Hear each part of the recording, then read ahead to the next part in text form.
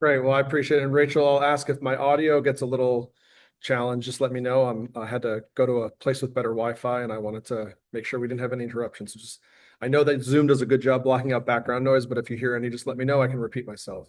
But as Rachel said, really, this is the same presentation we did at last month's board retreat, and it's really important that I communicate to all of our stakeholders, but especially the board, the status of our Hillel, which in this current moment is quite strong and very positive, and really how we're using that strength and using these opportunities that are in front of us to look at the next 5 years of what our Hillel is going to be doing and how we're going to be talking about the work of our Hillel. You know, if you remember at last year's board retreat, we really started to brainstorm a little bit. We had some students there, and the one piece of feedback that I really took to heart was a lot of strong opinions and strong communication that we not do anything to jeopardize students at UCLA, Jewish students, feeling that the Hillel is primarily a home for them, primarily a home for students, which was never our intention, obviously, but it was very helpful to have those conversations. And so a lot of what we're looking at now is how to use the foundation of that work that we do to support Jewish students at UCLA and to create more impact and to be more of a change maker and to be more of a thought leader in the global Jewish movement in all the issues that we're dealing with. And so our mission remains the same. This mission at the top of the slide is exactly the same as it's always been, to be the home away from home for Jewish students to build their identities for Jewish life learning in Israel. The executive summary is the same, pulled straight from our website. And then what I've added, we added some, some verbiage recognizing what's gone on the last 3 years, right in the aftermath of October 7th, how we've answered the call to evolve and face this moment. And then I put like a "we believe" statement at the bottom. We believe that Hillel UCLA is working at the cross section of the most critical issues facing the Jewish world, and our work and our physical center sit at this cross section of the Jewish present and future. We are on the front lines tackling the most pressing issues facing our people while acting as the launch pad for the next generation of unified, resilient, and thoughtful Jewish leaders. To me, this idea that when we work with college students, we're working with the present and the future is so profoundly important and really gives us a unique opportunity in this work. And simultaneously, we're dealing with thinking about long-term, but also dealing with campuses being at the forefront of the most intense challenges that we face. And so there are these, these very important and connected dichotomies that we're looking at and how we can rise to the opportunity. And we really have outlined over the last few years 4 key values. Some of them are obvious and some of them may be new. For me and under my leadership, the most important value is unity, that we as a Jewish people are unified. And to me, that's what pluralism means. Pluralism means respect, understanding differences. It doesn't always mean agreement, but it certainly means we are unified. And if I could say one thing that I'm most proud of over the last 3 years is that all of our students, the Orthodox students that never understood Reform Judaism, the disconnected or progressive students that felt uncomfortable around Orthodoxy, whatever that may be, I feel most proud that our students really understand that we are stronger together. And that through our Junity Shabbat, through our big programming, through our celebrations of Israel, even just being at the coffee shop, they see it. Secondly, we use this term a lot now, Jewish joy. It's really celebration, being proud that, this past October 7th is a perfect example. When it was this 2-year anniversary of 10/7, it happened to be Sukkot, and the biggest crowd was at Hillel under the sukkah, not necessarily on campus holding up signs, not because they didn't want to, but because of what meant so much to them. Education will always be a key pillar, and as is advocacy, which is probably new for some people in the Hillel movement. This idea that we are being proactive as advocates for the Jewish students and the Jewish people. Those 4, so then we assess the need, right? I mentioned at the board retreat, I'm a big proponent and I have an internal mechanism that I'm constantly doing a SWOT analysis, right? The strengths, the weaknesses, the opportunities, and the threats. And for me, this is how we look at what we can do. And so if you look at the threats and the needs, right? We look at these four threats: anti-Semitism, I don't like the word, but assimilation, or this idea of, if young people don't get connected, they may not have a strong Jewish life ahead of them. Access, and that's both access to Judaism, access to ritual, but it's also access to basic needs, as we're learning in recent months, and we've talked about at a previous board meeting, just not having access to food or anything, things like that. And then social divisions, both within the Jewish community, certainly within American society, and then, even beyond that. So these are the threats. These are the things that make students maybe feel disconnected or not in touch with their Jewish identity, or not coming to Hillel, and we are trying in our best to say that in an environment where Jewish identity is increasingly under threat, we try to lead. We try to ensure that Jewish Bruins have community courage and connection. And once again, that we stand at the forefront of the fight against anti-Semitism, Jewish exclusion, and the campaign against Zionism. That's the specific response to the threat of anti-Semitism. But we're, of course, looking at all these different needs. And so from those values and looking at these threats and these needs, right, we have developed a theory of change that are based on 6 important conclusions. We want to create accessible, low barrier entry points. Once again, as I said, we want to prioritize the student needs. And even if something ends up happening at our Hill that's not directly for students or involving students, it is because of a student need. We really focus on relationship-based engagement. Staff to student, student to student, staff to administration. It's really about building individual relationships, which of course we do at our board retreat and other moments with our, with our broader group of stakeholders. As we said, again, joyful, pluralistic Jewish spaces, really ensuring that students feel comfortable and that they're exposed to all sorts of different opportunities. Really focusing on leadership and the idea that as a young person, they can find their own path and their voice matters. And then the last piece is something that, goes back to the value, but I say it a lot in the work that we do, and it's a somewhat of how I contrast our work a little bit to folks like Chabad, and not to criticize those organizations, but what we're doing is we're betting on the power of unity. We're betting that the future of the Jewish people is actually going to be better and stronger if we focus on uniting people, even among differences, and not promoting any one way of being right or wrong. And so we have our students moving from consumers to creators, and that they're really the lead voices in this. And so before I get into the kind of the framework of how we're looking at the organization moving forward, we wanted to share some data, and we're going to continue to share more and more data with our stakeholders, because there's a couple things to highlight. First and foremost, just the idea that we are actually doing a much better job at collecting data than we had been in previous years. And so you see some bump in numbers here. Definitely the bump in numbers is somewhat as a result of just collecting better data, meaning previous years, the data was probably just low because we weren't doing the best job at collecting it. Now I believe we're doing an excellent job collecting data. Our Coffee Bean app allows us to track all 13,000 coffees that we've served throughout this year. But with that said, over 2,000 students engaged is a threshold we've never confidently been able to say up until this year. And the idea that we have at this point close to 550 students that have been to a Hillel program 6 or more times is actually an incredible number. That 6+ engagement is the threshold we use in the Hillel movement to show a student is fully engaged with Hillel, meaning it's a big part of their college experience.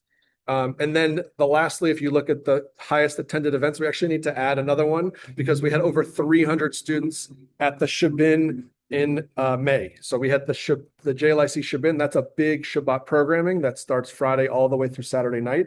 And then that was the the winter quarter got 210, and actually the spring quarter got over 300 students.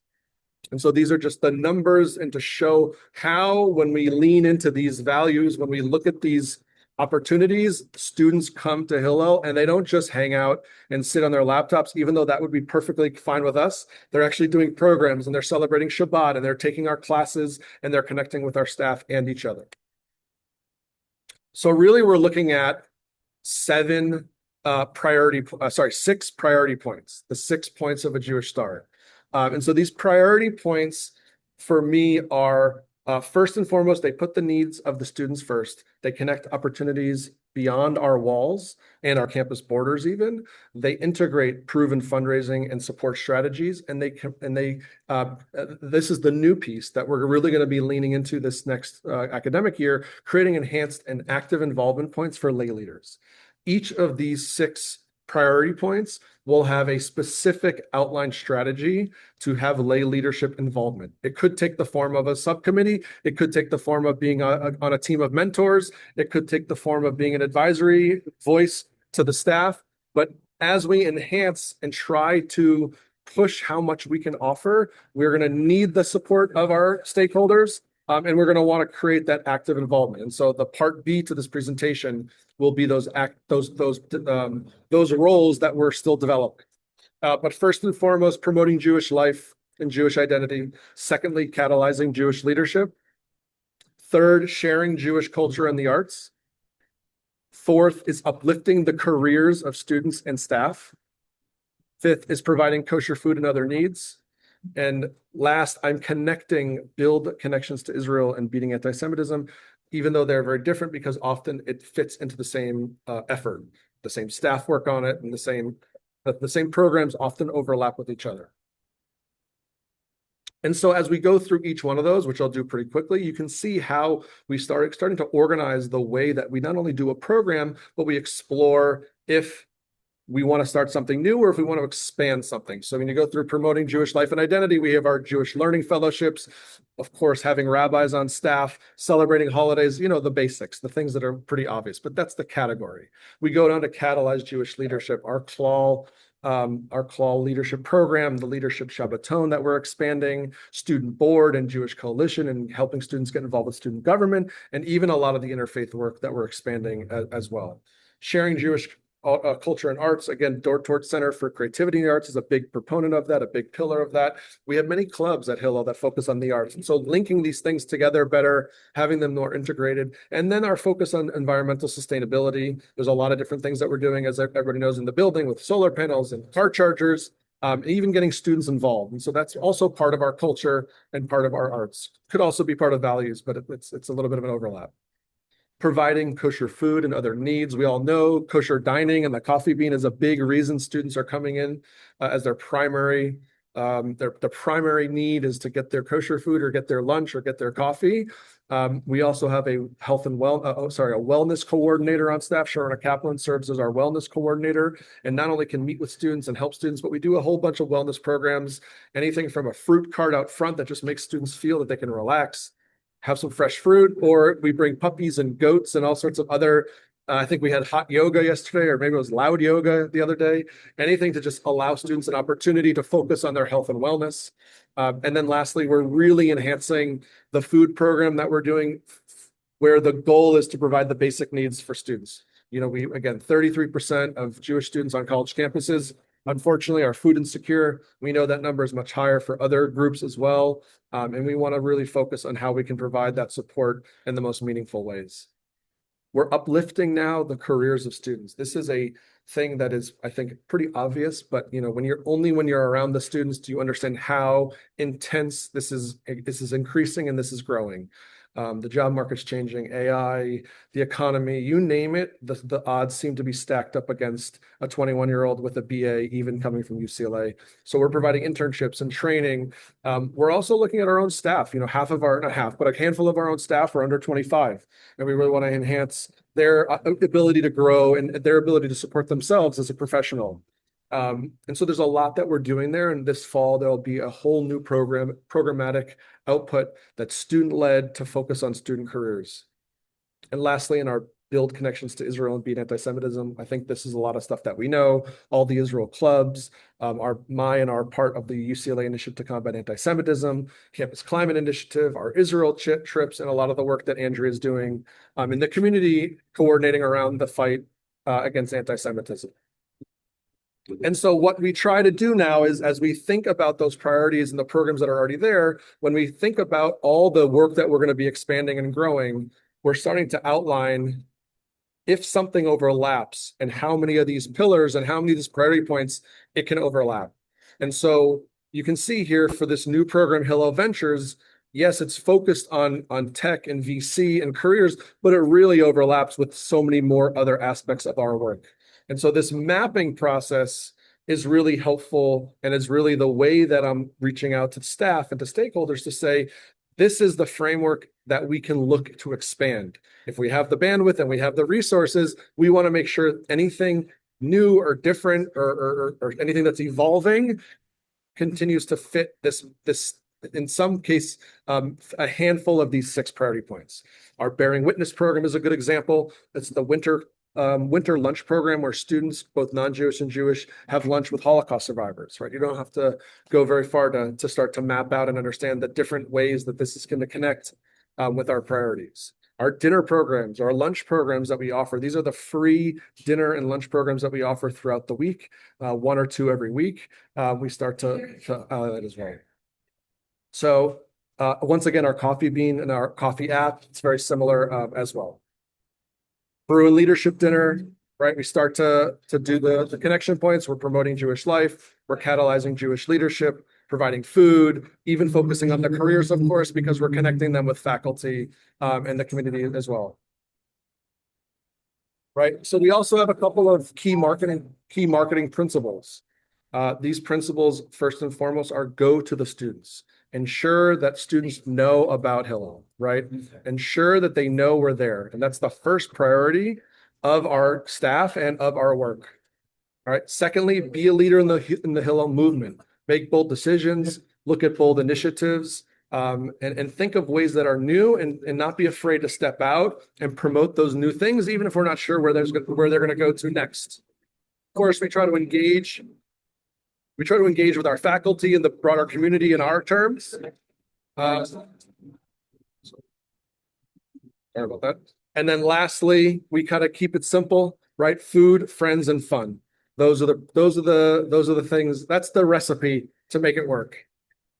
All right, couple of last few things as we go through this. I only have a couple more slides here.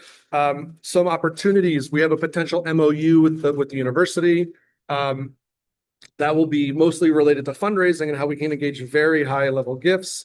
Again, looking at our building and what the building itself can provide us. Opportunities in the community as well. Again, the startup mindset using technology. We're building some new apps. The Coffee Bean app has already proven to be a huge success. And then working with Rachel and her team on any type of what I'll call non-traditional philanthropy or fundraising. You know, if we do a VC career program, there could be some corporate sponsorship opportunities, things like that. This also helps create a little bit of a shifted framework for our staff. And so again, this will manifest in in specifics by the fall, but just so you can understand how we're trying to flatten out the staff a little bit and create channels not only for programming, but for reporting and for growth. So that's my presentation on how this is where we're headed, how this is looking. Again, the 2 next steps will be in the fall to present a couple of the things that we've now put into place, some shifting with our staff titles and staff roles. And then, of course, this key lay leader involvement and how each of those priority points will have a specific opportunity for lay leaders and especially our board members to be involved in a more active way and to connect further. And so that's really where we're headed over the summer. And my work is to report back to everybody how we're implementing those things. So with that, I'll stop, take a sip of water. And for the folks that are on the Zoom, take some questions. If you're at home, email me.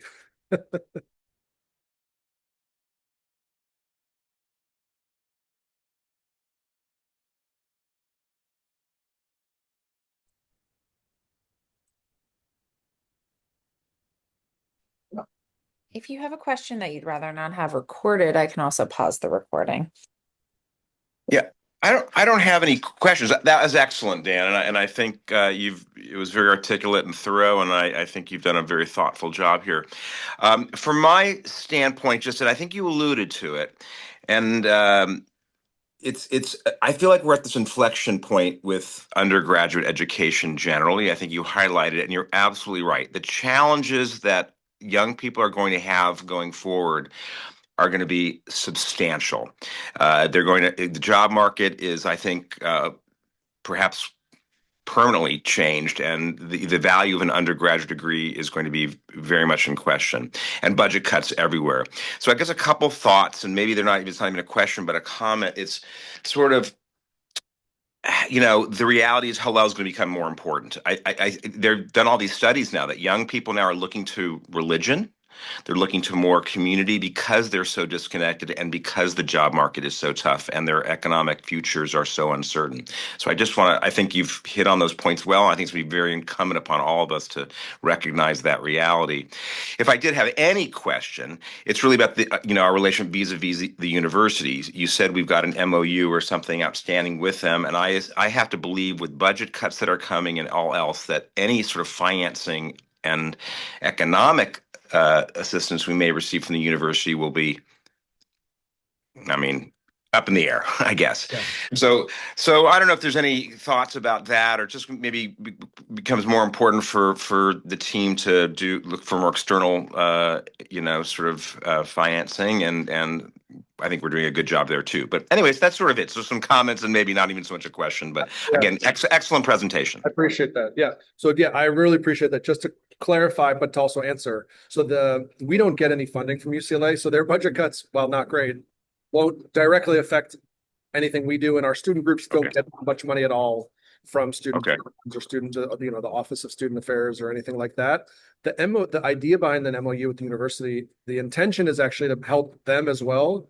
Not that they need our help, but ultimately the primary function would be beyond the symbolic nature of an MOU to allow us, let's just say, to jointly fundraise mega gifts, so that the potential for a mega gift to go to UCLA but actually benefit Hillel, which is a challenge for us. And given the financial challenges UCLA is facing currently, even though it's just been in conversation, the chancellor does see an opportunity to kind of add a way to fundraise from the Jewish community, and that's kind of the premise of the win-win, so to speak.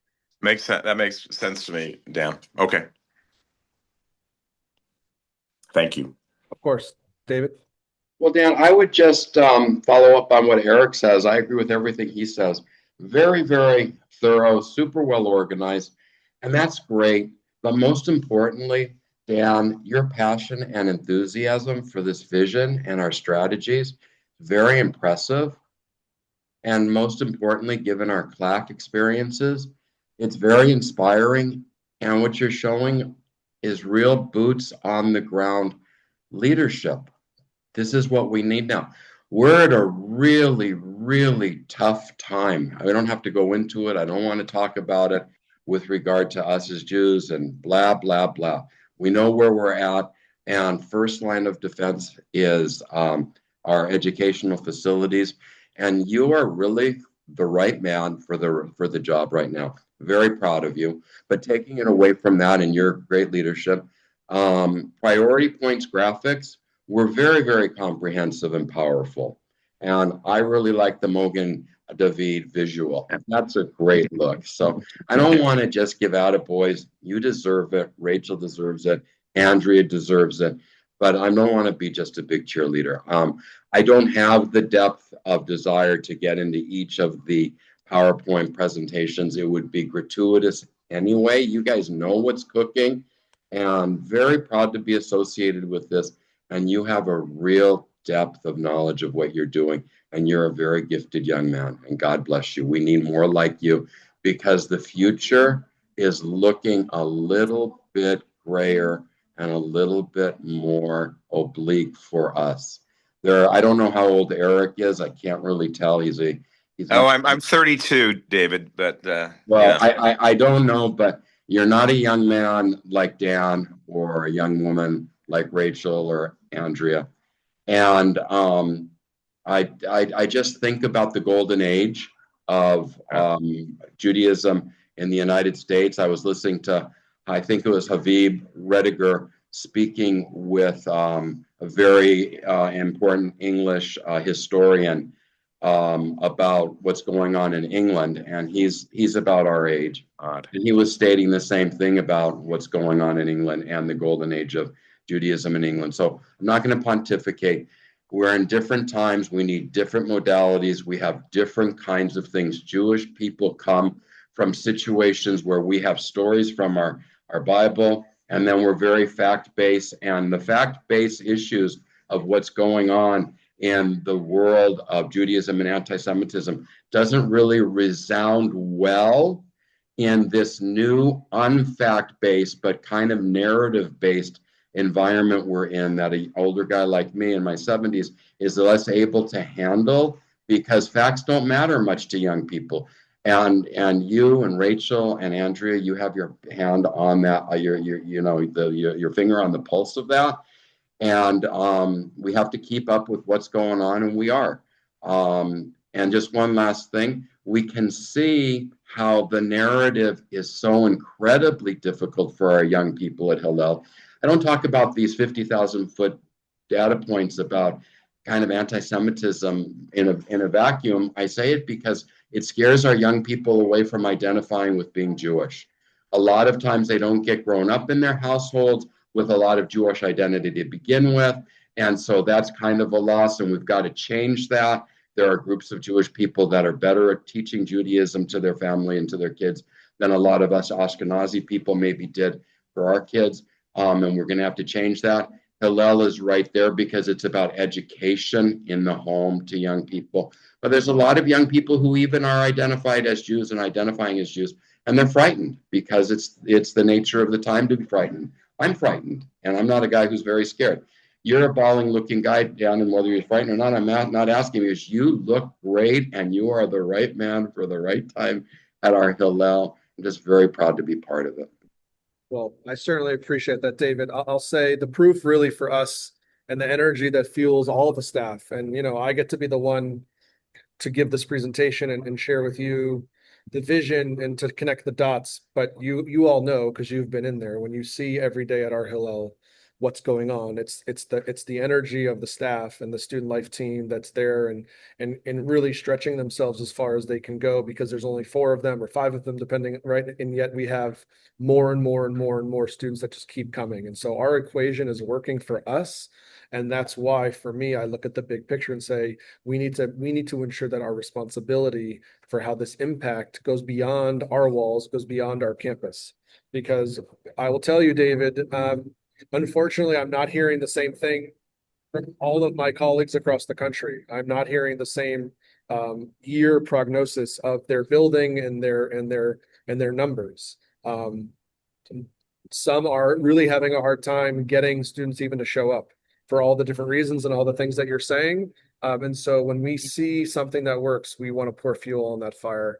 When we hosted 600 young people and old people at our Junity Shabbat dinner, what was most amazing was to hear students who I see almost every day at our Hillel say the sentence that was, "Wow, this was so amazing. I met so many new people." And that's somebody who I see at Hillel every day. When we brought them out to the plaza and we had an open space with that many people where everybody knew for one Friday night we're all going to be together. And the reaction was, "This was amazing because I got to meet so many new people." You know that we have that formula working. And so we're just going to keep trying to do it. And these are the ways that we're articulating it. And we appreciate all the support and the partnership in making it happen. Excellent, Dan. Thank you. So again, anybody watching this recording at home, I feel like a podcast host. Do we have a commercial? Brought to you by OKT. I have a question, Dan. Oh, sure, yeah. Yeah, could you speak a little bit about the different role you see for, you're talking about, opportunities for involvement of non-student stakeholders. Can you speak a little bit about the difference between sort of individual people, stakeholders versus other Jewish institutions that frequently express an interest in sort of what's going on campus or wanting to be involved in what we do? So you mean like how we deal with folks like ADL and Stand With Us and all that? Yeah, Federation, ADL, Stand With Us. Well, yeah, I mean, AJC. Like, sure. Is there a role for them as opposed to just sort of individuals who come to us and say, "I want to help, I want to be involved"? My answer is going to be broader only because of my own personal background. But the way I'll say it is, it's while we can all pretend, and maybe I do it more than others. It's not my job to tell the AGC what their job is. It's not really my job to tell the ADL what their job is. I do sometimes pretend to, but I think every organization um, that is part of the community, both alphabet soup and puzzle, to make the Jewish people in Los Angeles strong, that's the role they do their best filling. I think the challenge is that, as we all know, there's like I don't know what I'll call it, ugly side, but there's a funny side of this where, when something happens at UCLA, all these organizations want to go tell their donors that they're helping because that helps their donors want to help that organization. And however they do that independently, it's not really my concern, because I think at the end of all of it, or I'll use the same cliche, at the end of the day, Lauren, you know this, but my line and my pitch is, we are the only ones working with more than 2,000 students every day, right? How many, even as great as a group like Stand With Us might be, how many Emerson Fellows do they have? How many folks are actually connecting with ADL? And that's not to criticize them. That's to say, we just are keeping our head down and we're doing the work because we're impacting students' lives every single day. And those other organizations, if they're externally facing and telling a story, it doesn't bother me. If they try to come onto campus and have an impact, we have to step in. And that's why we hired Andrea to do the work she's doing to ensure that, we have what to say in how they do or don't make things harder. I'm also, as you know, very proactive in putting out communications and very proactive on even communicating internally if something's happening. And I believe that's helped us keep the fence, that proverbial Talmudic Jewish fence around our Hillel, so that we can just keep doing what we're doing and not have too many of those things influence us. So, really, like I think I said it a couple times already on the Zoom, but the proof is in the pudding. And our numbers of 21, I think it may even be 2,200 students at this point that have come through those doors. That's our answer. Like, we're the ones impacting these students. And I think the Jewish community needs as many people helping. And it's not always going to be pretty, but, you know, groups like Federation and Foundation, I think, that are, of course, financially supportive of us and our partners, that partnership relationship, isn't always we're not always 100% on the same page, but that's like a sibling, right? Where you just kind of work through it with them when they're not. But for the most part, we couldn't do the work without those partners. Other groups that we're not in formal partnerships with, you hope that everybody has the best interests of the students and they'll listen if we think they're doing something that doesn't do that. And so far, I can say this year and last year, we haven't had too many major challenges on that regard. Thank you.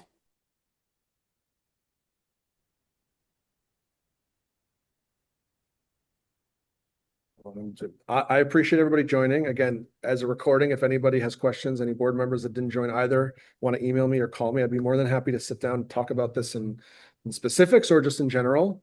But with that said, I'll stop sharing my screen and I'll quickly